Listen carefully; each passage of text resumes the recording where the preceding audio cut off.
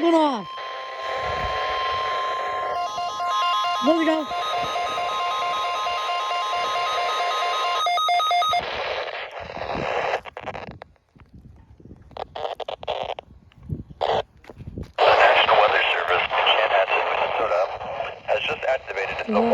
On 13 weather radio stations across central and southern Minnesota and west central Wisconsin.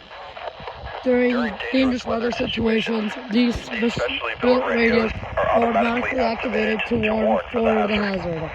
Tests of these radios are normally conducted by the National Weather Service in Chanhassen every Wednesday at 1 p.m.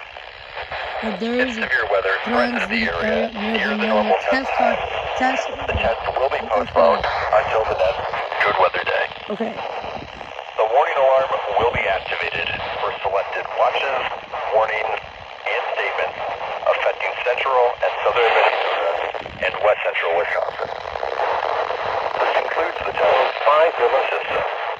We now return to normal programming. Come on.